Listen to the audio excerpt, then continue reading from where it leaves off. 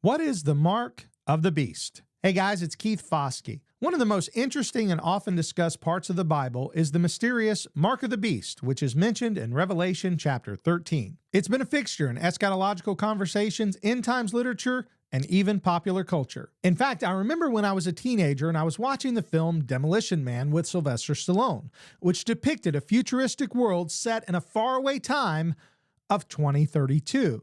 Oh wow. That's only 7 years from now.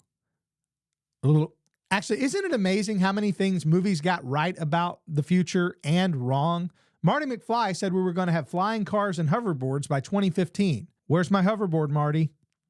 And Demolition Man said we would have self-driving cars and video tablets by 2032. Actually, Demolition Man was pretty accurate, except for the seashells thing. I never really understood that. He doesn't know how to use the 3 seashells. Anyway, in the movie Demolition Man, set in 2032, every citizen is forced to be tagged with a microchip in their hand, which worked as a tracking device. And it was required for allowing people to engage in commerce. You couldn't buy or sell anything without it. You get where I'm going with this. Now, the movie never says it's the mark of the beast, but I remember watching it in the 90s and thinking, that's the mark of the beast. That's what it's going to be like, based on everything I knew at the time about what the Bible taught. And recently, a good friend sent me a video about how advances in technology, especially in the area of artificial intelligence, are seemingly paving the way for this type of technology to exist. There are already implantable microchips which are being used for various purposes, including digital keys, GPS, identification, and even financial transactions. And as these technologies increase, the use of some form of implanted technology seems to be rising in acceptance. And some see it as the inevitable next step in the move towards transhumanism, which is the blending of humanity and technology. And it's all actually kind of frightening. Now, while I believe all of this is interesting and even compelling, my goal today is to actually discuss a different view regarding the mark of the beast that many of you may be familiar with. In particular, I want to discuss the amillennial view. As many of you know, I am the king of the amillennials, and recently I've been making more videos about my views, and several of you have asked what the amill position is on the Antichrist and the mark of the beast.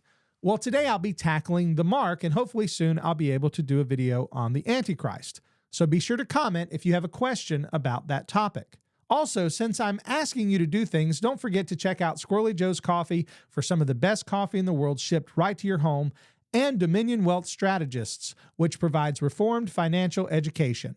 They are both sponsors of today's video, and you can find their information in the description below. All right, so let's take a moment and step back and ask ourselves, what does the Bible actually say about the mark of the beast? Speaking of the second beast mentioned in Revelation 13, it says in verse 16, "Also it causes all, both small and great, both rich and poor, both free and slave, to be marked on the right hand or the forehead, so that no one can buy or sell unless he has the mark, that is, the name of the beast or the number of its name. This calls for wisdom. Let the one who has understanding calculate the number of the beast, for it is the number of a man, and his number is 666. This is the main text used for the discussion of the mark of the beast. It tells us that there will be a mark given on the right hand or forehead as a symbol of allegiance to the beast.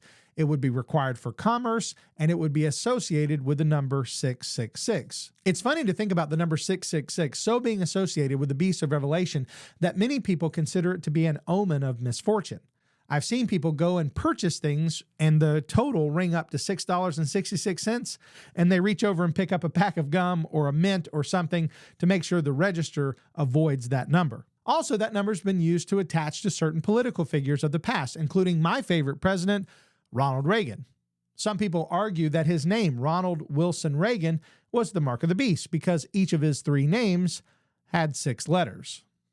But several questions need to be asked as we try to understand what this is. First, is this mark physical or symbolic? Second, is this something which has occurred in the past, or is this something which is still to take place in the future? But before we answer, let's take a quick review of the different ways the book of Revelation is interpreted. I have a longer video on this subject if you're interested, where I break down these views more fully, but for now, here is a quick overview. The preterist or partial preterist view says that the book of Revelation was written mostly about the destruction of Jerusalem in AD 70, and this view says that Revelation was written sometime in the late 60s and was speaking to the original audience about things that would happen in their lifetime. The futurist view says that the prophecies of Revelation are mostly still in our future, especially those which occur after chapter 4. This is probably the majority report of American evangelicals today. The historicist view says that the prophecies of Revelation actually take place over large spans of time and can be traced through major historical events.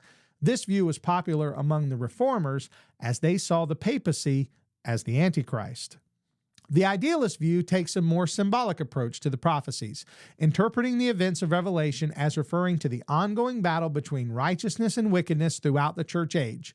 It's more about conveying timeless truths than it is a one-to-one historical prediction. Now, the position most associated with amillennialism is the idealist perspective, though there are many who take a partial preterist view, like me.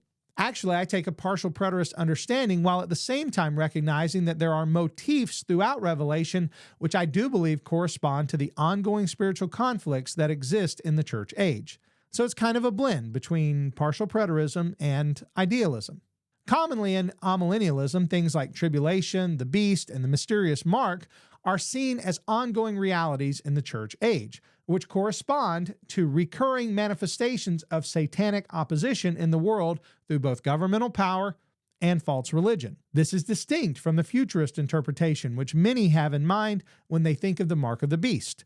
The futurist position would normally apply the mark of the beast to some kind of physical thing like a tattoo, a brand, or even a microchip, as I mentioned earlier. In the Thief in the Night movie series, it was portrayed as a physical printout of a code for 666, which people had the choice of having on their hand or their forehead, depending on their level of dedication. Other depictions have it as a barcode, like you see scanned in a store, and more modern portrayals have a microchip under the skin.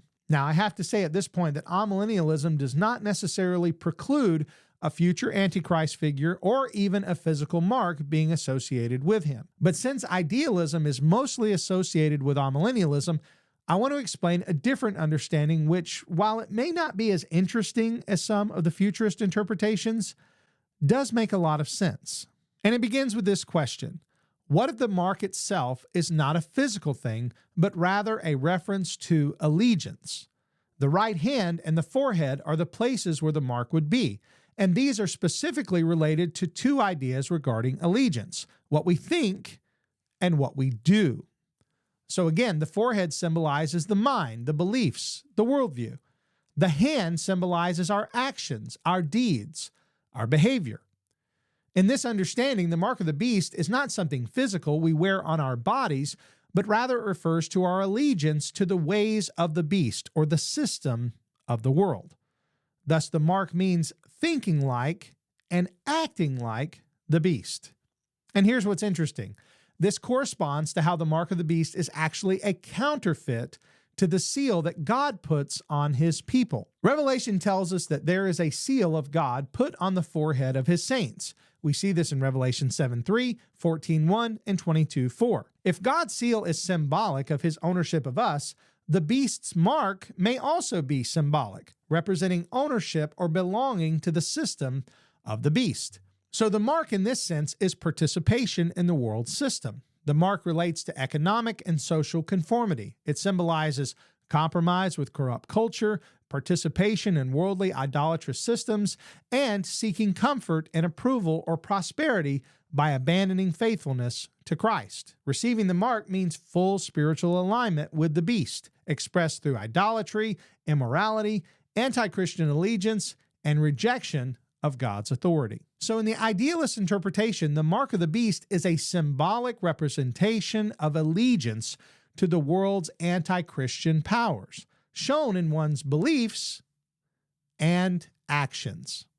Taken this way, the mark is not something in the future, but it's about the ongoing submission to the system of the beast, whether it be a Roman system of the first century or the ongoing world systems which are perpetually in opposition to Christ. And just a quick note, many people believe Nero was the beast with the number 666, because this does fit the Jewish practice of gematria, a system in which Hebrew letters are assigned numerical values so that words and names can be interpreted or compared through their numerical totals. Therefore, that interpretation would say the mark of the beast was submission to and allegiance to Roman authority and rejection of Christ in the first century. Now, I know this is a radically different understanding than many of us have been taught, but I think it does make a lot of sense, especially in the amillennial framework. However, I do want to make it clear that even though I would understand the mark more in this way, I'm still not going to take any microchips in my body, nor am I going to put any physical marks on my body.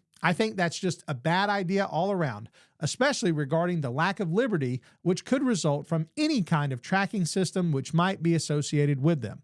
Listen, I've read 1984, and I've seen dozens of dystopian futures depicted in films, and the dangers which come along with an authoritative system which can see every move you make and track every transaction you make is just a terrible idea all around, and I'm against that 100%. So to be clear, I believe the mark is more about allegiance to the beast's ungodly system, but if a physical mark is ever demanded, I'm out. All right, guys, I hope this has helped you better understand one of the views that many amillennials hold regarding the mark of the beast. And I'm very curious, what view do you hold? I would love to hear your thoughts in the comments. And don't forget to subscribe to our channel if you want to see more content like this. And if you like this video in particular, hit the thumbs up button. And if you didn't, hit the thumbs down button twice. Thank you again for watching. And as always, I'm Keith Foskey, and I've been your Calvinist. May God bless you.